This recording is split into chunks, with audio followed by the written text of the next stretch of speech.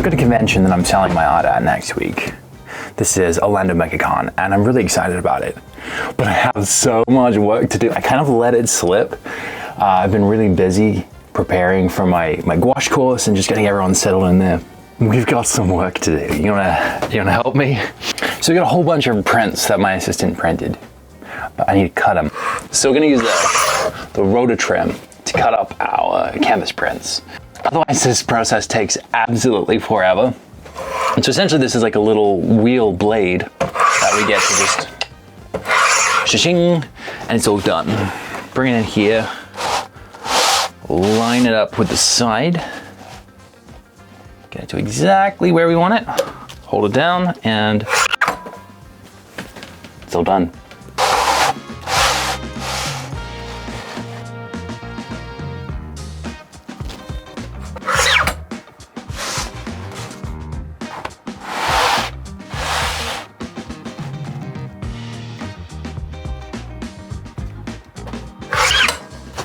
So we've come across this print, and this one at this point has been a little bit damaged. You can see right there. It's just this little dent.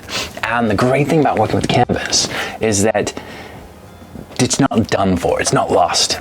So you can just grab this, and if you've ever had any of my prints, my canvas prints, and taken them home and there's a problem with them, just fold it over, grab a towel, put the towel on top, and get an iron. You can just iron it flat. I mean, it's like any other material.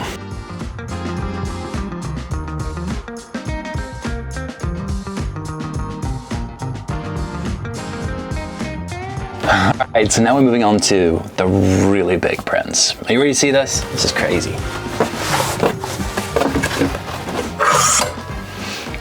So getting my prints to come out this large is such a good feeling. You can really take what I've done and have a look at all this, the brush strokes really come out, especially when you're really enlarging. Now this one's not all that enlarged. It's maybe 1.5 times the original size, but you can still see just all of these big, beautiful brush strokes coming through. And I really love it. And it's when I'm able to take something from like a little sketchbook and blow it up to being this size, that every little brush stroke I make turns out to be this big, juicy, beautiful brushstroke, and it just feels good. I like that. I like that a lot. So while I'm working, let's talk a little bit about going to conventions. When I first went to conventions, I was terrified. So the idea is essentially they're Comic-Cons. If you've ever been to a Comic-Con, well, that's exactly the kind of place that I sell a lot of my work. Now, half of my work, if not a little bit more, is just plein air, like going outside and painting. But the other half tends to be inspired by popular culture. Lord of the Rings, Zelda, everything that is big, beautiful, green, and natural, I just absolutely love. And so I have a little spot at these conventions.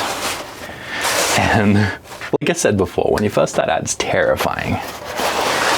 Because you're gonna have lots and lots and lots of people actually see your work. Now, even if you have a big following on the internet, you still don't get to see people's genuine, actual reactions. And so the idea is that you're going to be sitting there selling these prints and books and stickers and whatever, and like more than half of these people just aren't going to care for your work at all. In fact, you're only really expecting 10% of people to really actually pay you attention, to care about what you're doing. And then of those 10%, 10% of those are probably going to buy something. And so you very quickly have to come to terms with the fact that literally just people don't like your work. But that's not a change. That's not different from how it was. That's exactly what it has been all along.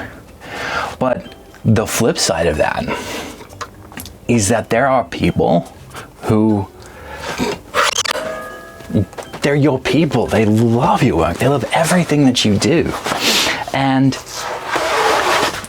you know, for every 100 people who don't like your work, there might be 10 who really love it. And that really changes how how you see things. For me, it really helped me to let go of the idea that my family needs to like my work, my friends need to like my work, because they're just one of the rest of them, right? Where they might not, and that's okay. Because you often find this idea where an artist or an author, a musician will say, well, if my work has just changed one person's life, if my work has like really impacted someone significantly, then my work is worth it. And this is just the ability to see that in real time, see that for somebody out there, your work is just expressing something that they really care about. Your point of view is their point of view. They look at your work and they feel heard, they feel seen, in a way that you wish somebody would be able to create work like that for you. And I'm sure you have people who create work that is like that for you.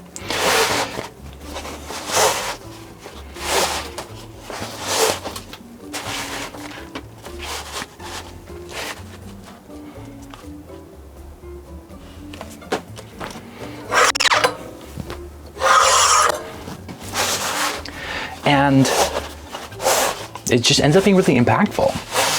Really impactful. You can let go of the idea that everyone needs to like your work, knowing that there are legitimately people out there who really do like your work, who really do like what you do.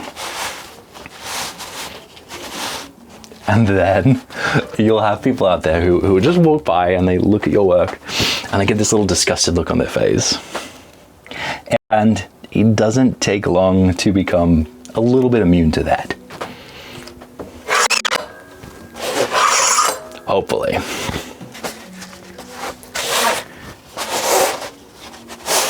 So I'm debuting a couple of new pieces at this convention, or at least things that I've never taken to a convention before. And I'm always so very curious as to how they will do. The honest part is people will say, well, what's the big seller? What does the best for you? And there's generally not one best seller, but occasionally you'll create something that is going to resonate a little bit more with your audience. And when you find one of those and it sells really well, it feels good, obviously. But in a way, when it comes to conventions, that's the path forward. But you have to really understand that not every painting you do is going to be a banger. Not every painting you're going to do is going to really hit home with everyone. And so, the first convention you go to, you might not really actually do that well. You might have 10 pieces and one of them sells very well. Or 2 or 3. And that's okay, because then you create a whole bunch of new work and 1 or 2 or 3 of those sell really well. And you just keep doing this until everything that's at your booth is something that sells really well. And you retire old pieces that aren't really doing it for you, or at least for your audience. And that's the way that I've found that it works. And in talking to other people who do conventions, it's the way it works for them as well.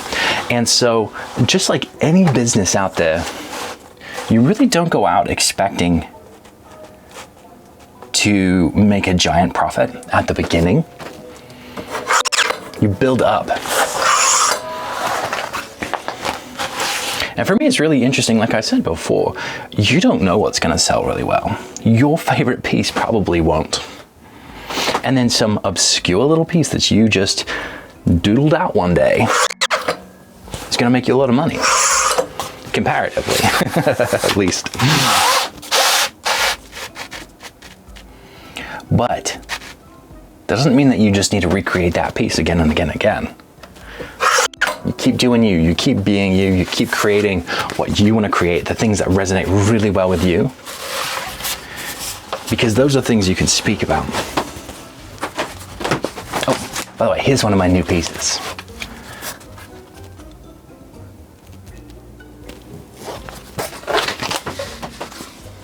And I have no idea how it's going to do. It's not connected to anything. It's not affiliated with anything. It's just something I like.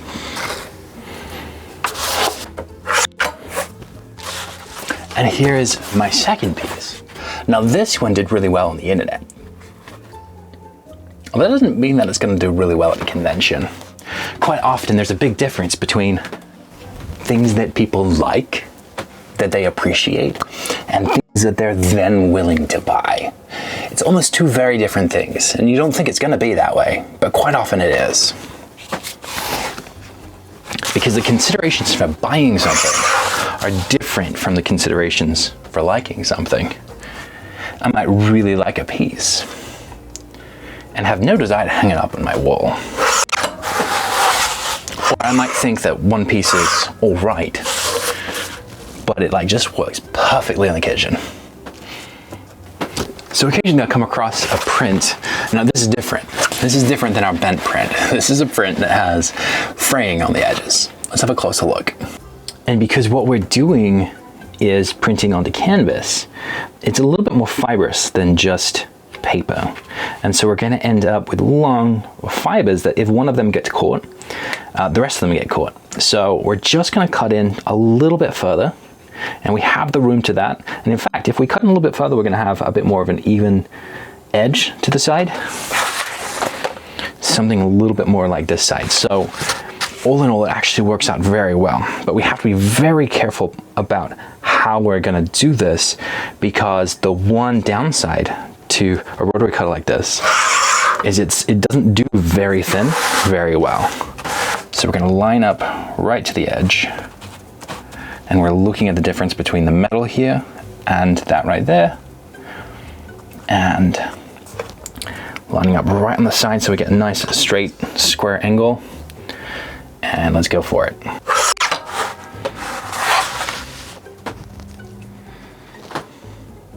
There we go.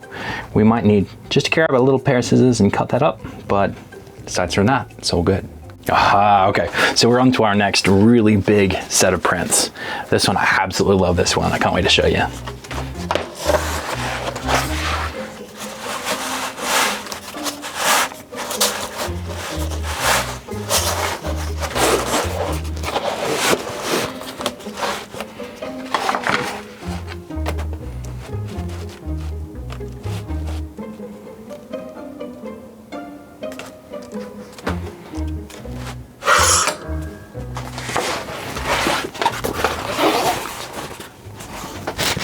Look at that.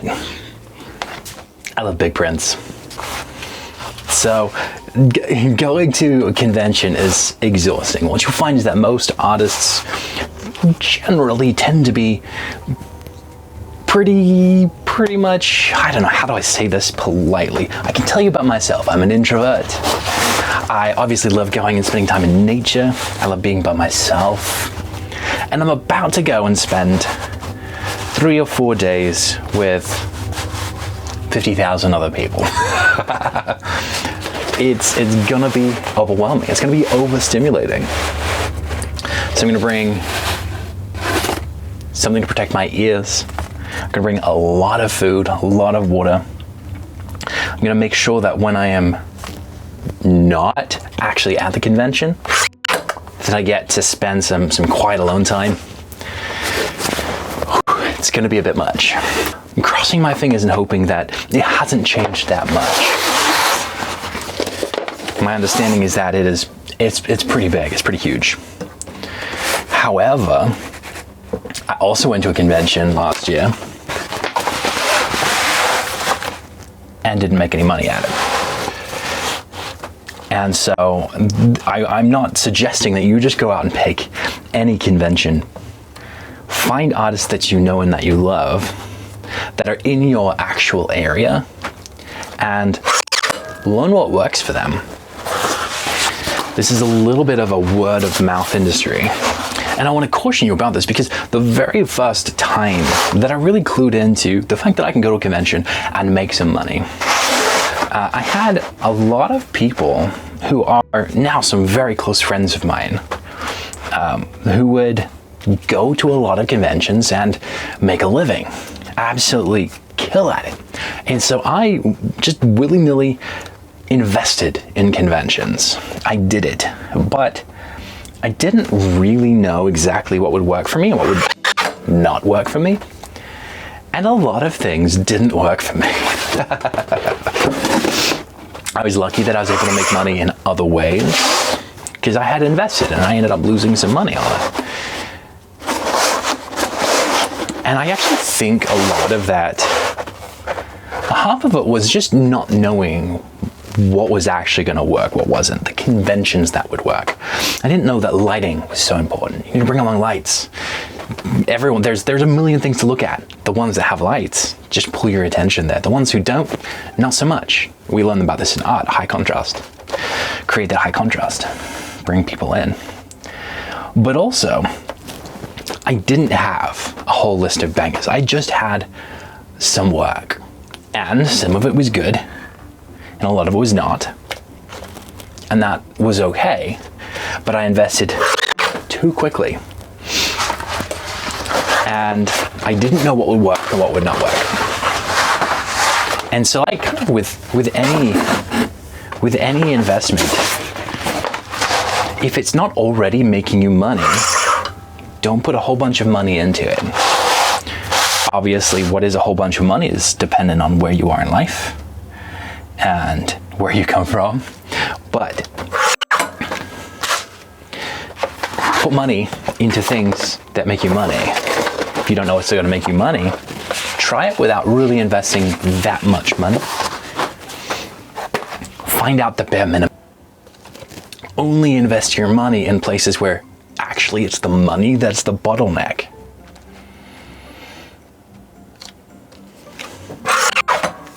Finding bottlenecks is key. In life, in business, in art, find the things that are holding you back, the things that are actually holding you back, not just the things that you kind of want. Now, that being said, I'm not a financial advisor. I've just made some mistakes. Now, the next step for me in conventions is to come up with some more products. So right now I basically just sell prints, and I sell some of my online courses there occasionally, and it's nice when I do. I sell some originals, but mostly it's prints, and that does well for me.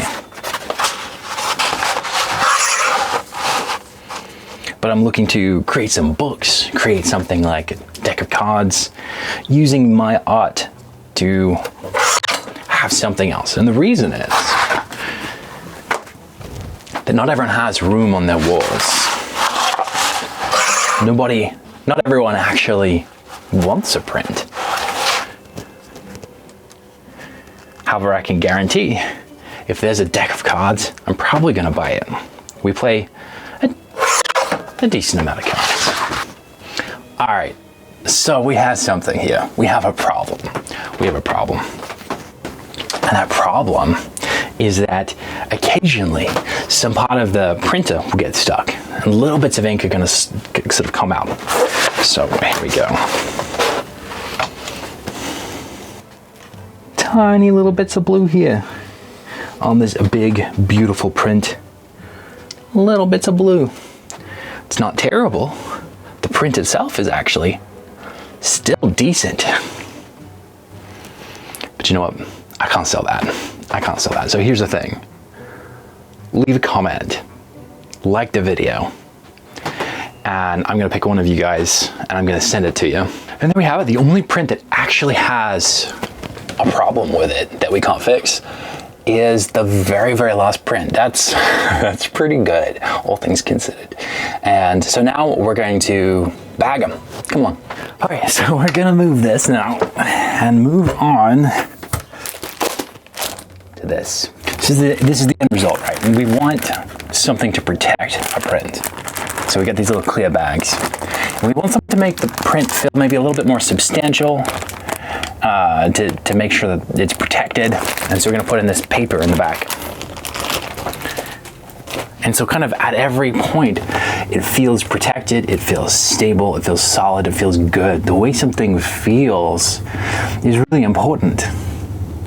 People might not care about it up here, but the way that you process information, just physically, kinesthetically, and the way something looks and the connotations it holds, they all matter when you're selling something.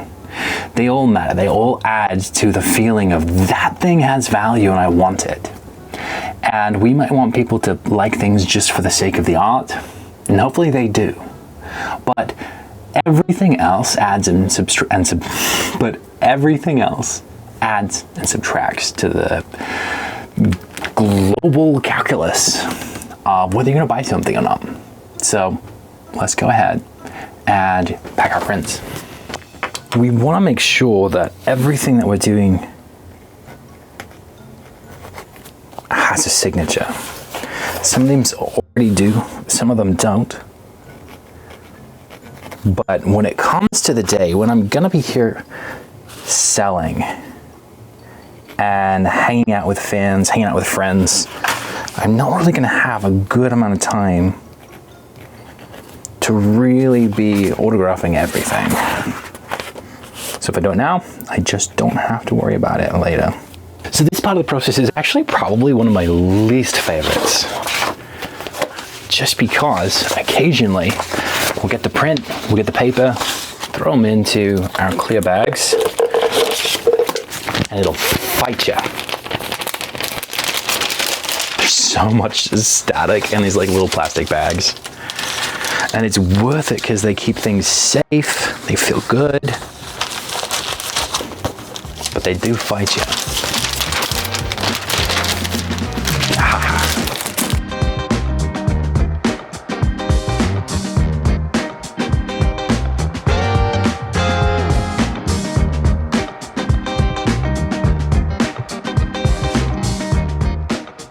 And so now we're ready. We're gonna head down to Orlando. It's like a 9-hour drive for where I am currently.